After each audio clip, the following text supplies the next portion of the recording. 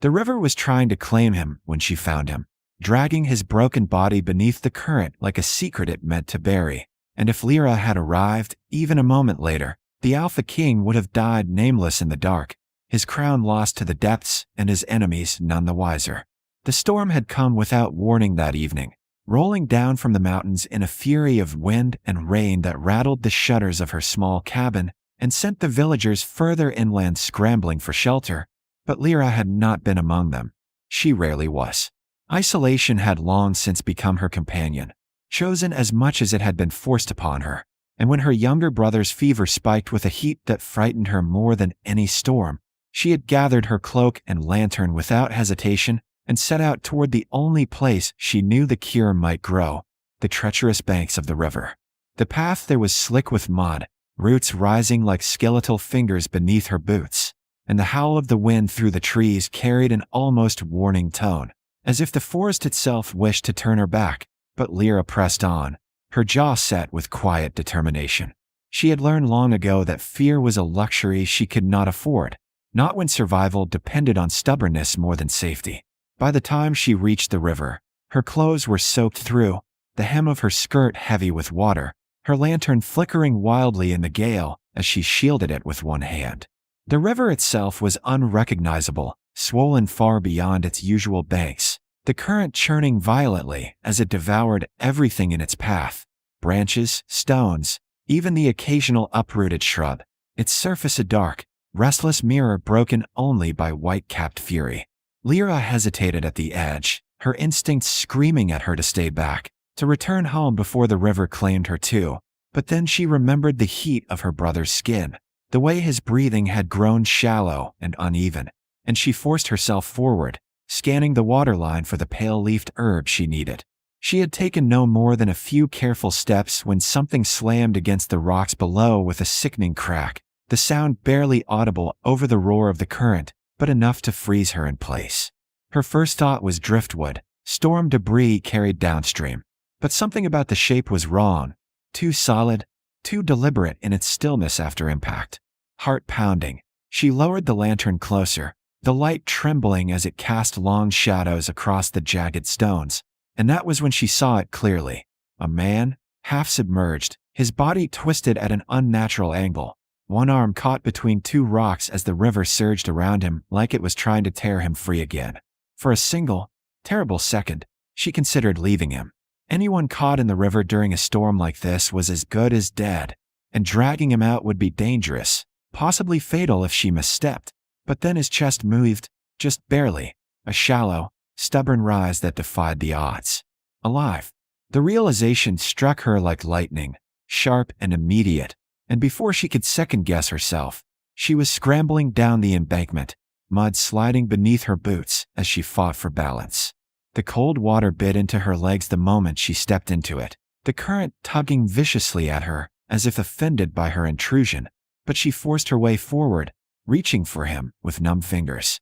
Up close, the damage was worse than she had thought.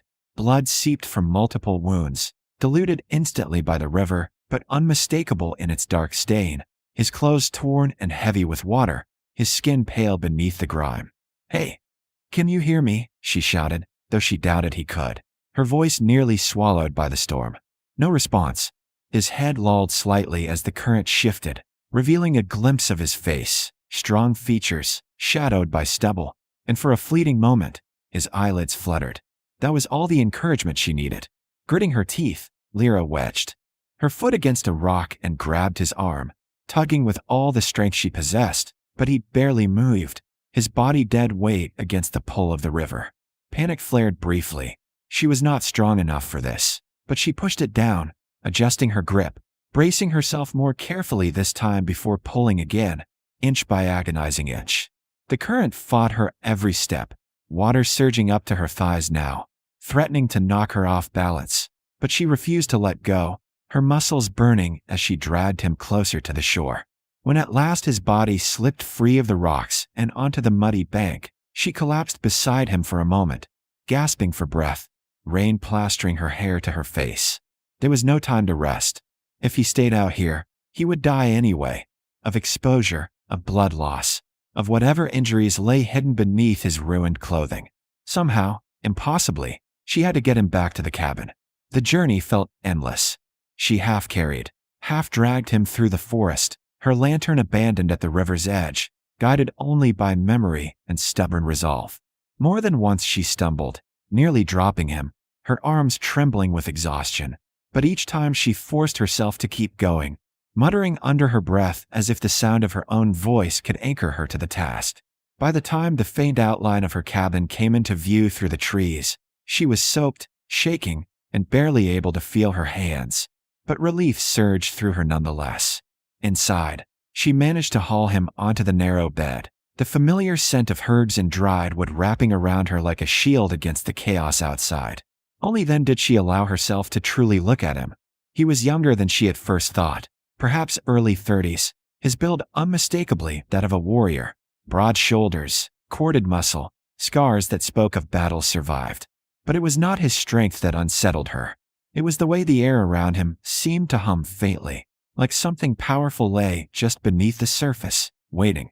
As she reached to clean the blood from his face, his eyes flickered open for the briefest moment, and Lyra froze. Gold. Not the warm brown or green of ordinary men, but molten, unnatural gold that gleamed even in the dim firelight. Her breath caught in her throat as recognition struck, cold and certain. A shifter, and not just any shifter. Only the strongest of them, the alphas, bore eyes like that. He slipped back into unconsciousness before she could react, his breathing shallow but steady, leaving her alone with the weight of what she had done. She had pulled a dying warrior from the river, but as she stood there in the quiet of her cabin, staring at the stranger she had just saved, a single, unsettling thought took root in her mind. She had no idea who he really was, only that whatever power slept beneath his skin was far greater and far more dangerous than anything she had ever invited into her life. By morning, the storm had passed, but the man she had dragged from the river remained suspended somewhere between life and death, his body stretched across her narrow bed as though it did not belong in a place so small, so ordinary. Lyra had spent the night tending to him without rest, stripping away his soaked clothing, cleaning the wounds that crisscrossed his torso and arms, and binding them as best she could with what little she had. Yet something about him defied everything she knew. His injuries were severe, deep gashes that should have continued bleeding, bruises darkening beneath his skin, a fever that burned hotter than any illness she had seen, and still, his body fought back with unnatural resilience. By midday, the bleeding had slowed more than it should have.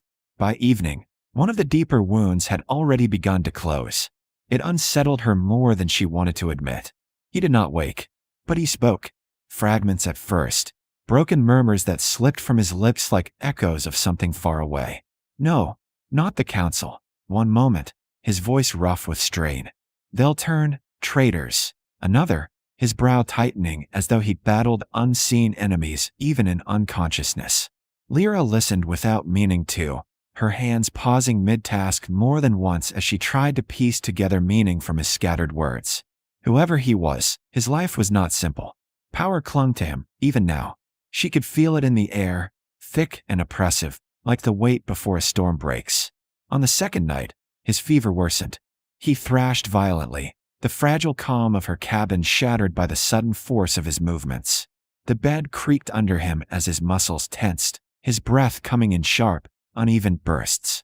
Lyra rushed to his side, pressing a damp cloth to his forehead, but the moment her hand made contact, a shock ran through her, like static, sharp and alive. She jerked back instinctively, heart racing. That wasn't normal, not even for a shifter. Her gaze dropped to his hands, and her breath caught. For a split second, his fingers shifted, not fully, not completely, but enough that she saw the faint outline of claws pressing beneath the skin before snapping back into human form. Partial shifting, uncontrolled, easy, she murmured, forcing herself closer again despite the unease curling in her chest. You're safe. She wasn't sure if he could hear her, but gradually, his movements slowed, the tension easing just enough for her to steady him. She stayed there longer than necessary, her hand hovering just above his skin this time, watching as his breathing evened out again. But the image lingered in her mind. Only powerful alphas struggled like that, those with strength too great to fully contain. And that meant one thing. He wasn't just any warrior.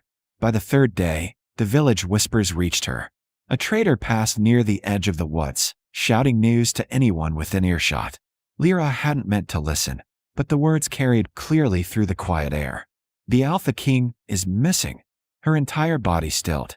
Ambushed near the northern territories, the man continued. No survivors found. Some say he was dragged into the river itself.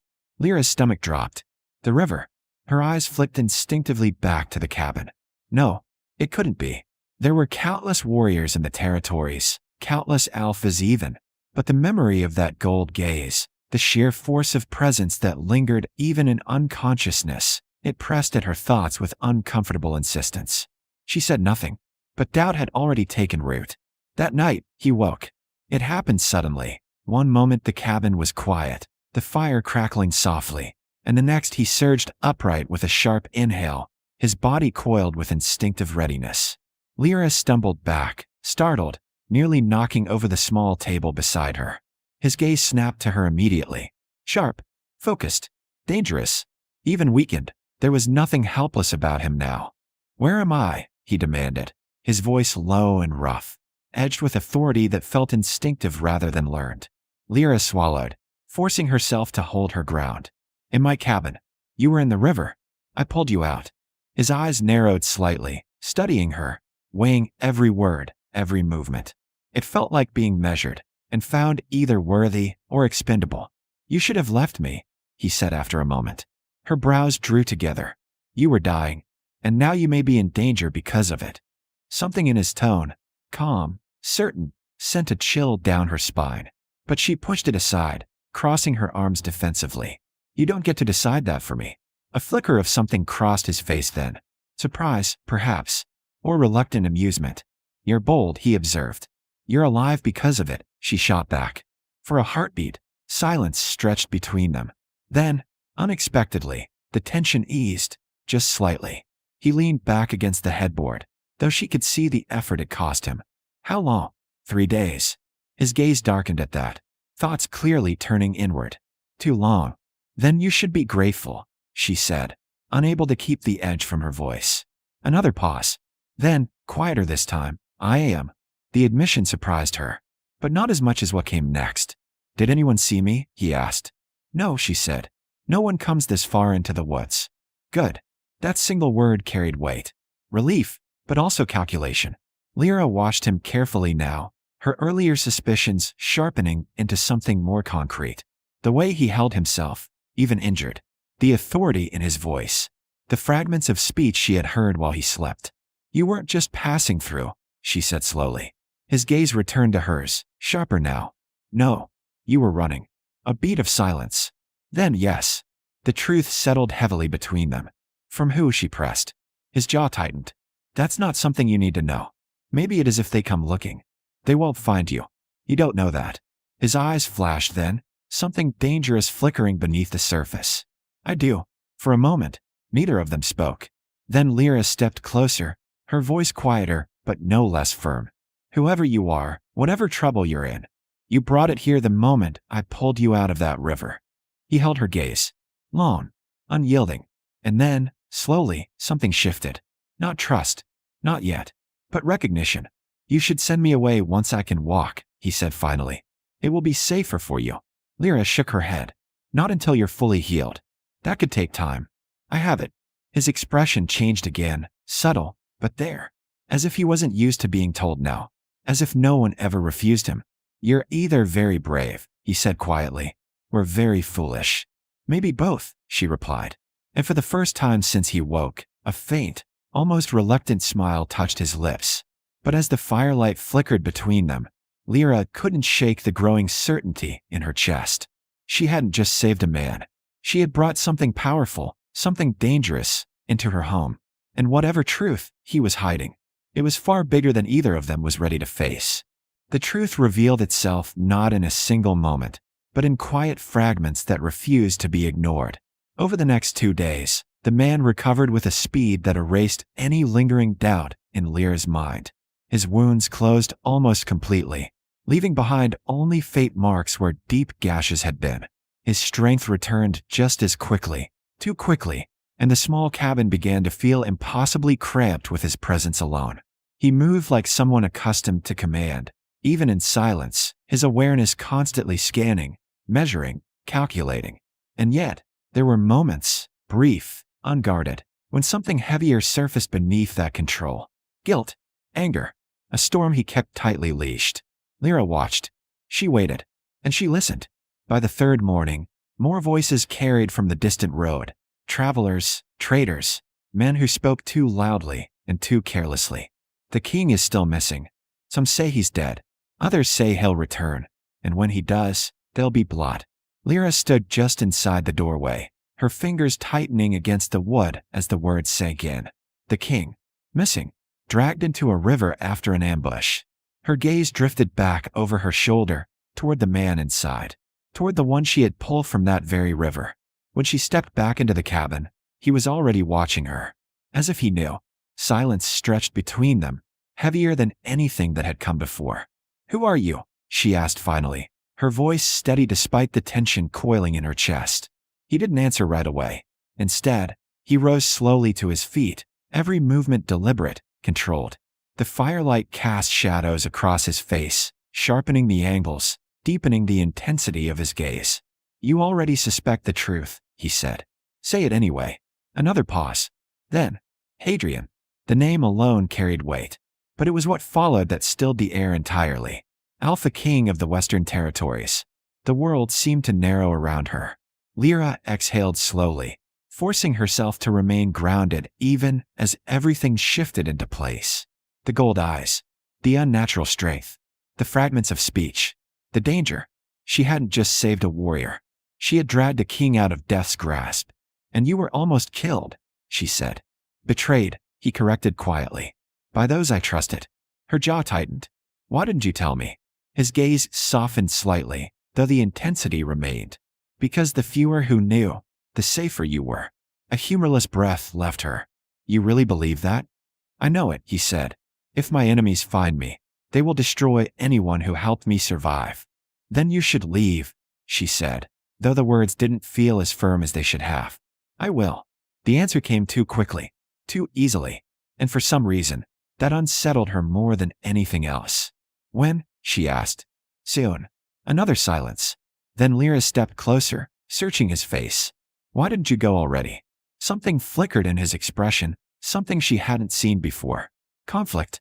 I wasn't strong enough," he said at first. But she didn't look away, didn't let him hide behind that. And now, this time, he hesitated. Now his voice lowered slightly. "I had a reason to stay." Her breath caught. The words hung between them, fragile and dangerous. "You don't even know me," she said quietly. "I know enough," he replied. "You pulled a dying man from a river in the middle of a storm. You risked your life for someone you didn't understand." His gaze held hers. "That tells me more than titles ever could." Lyra's heart pounded, but she forced herself to stay steady. "And what does that mean to you?" "It means," he said, stepping closer, "that you are not someone I can simply walk away from." The air shifted. Closer now, she could feel the heat of him, the quiet strength that radiated beneath the surface. He wasn't just a king. He was a force, one that had survived death and betrayal and still stood unbroken. But he was also the man who had looked at her with something real, something human. "If you stay," she said slowly, "you put me in danger." "I know. If you leave, they'll come looking anyway." "I know that too." "Then there's no safe choice." "No," he agreed. "There isn't." For a moment, neither of them spoke. The fire crackled softly behind them, the only sound in the stillness. Then Hadrian reached out, his hand hovering for just a second before gently closing around hers. His touch was warm, grounding in a way she hadn't expected. "Come with me," he said. Lyra blinked. "What?" "To the capital. To my court."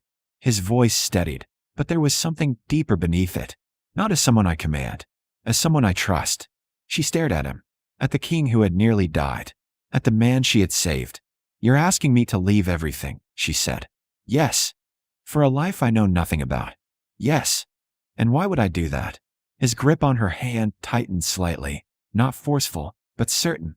"Because this," he said quietly, "this moment right here, It's already changed both our lives. Whether we ignore it or not. Her heart stuttered. He wasn't wrong. Nothing about this was ordinary anymore. Not him. Not her. Not what lay ahead. Lyra looked down at their joined hands, then back up at his face. At the truth written there. At the risk. At the possibility. Slowly she exhaled. If I come, she said, meeting his gaze fully, it's on my terms. A faint smile appeared. Real this time, unguarded. I wouldn't expect anything less. Outside, the river flowed on as if nothing had changed, carrying its secrets toward the sea. But inside that small cabin, everything had shifted. Because the girl who lived alone by the river had just made a choice. And the Alpha King who was never meant to survive had just found something far more dangerous than his enemies. Someone worth fighting for.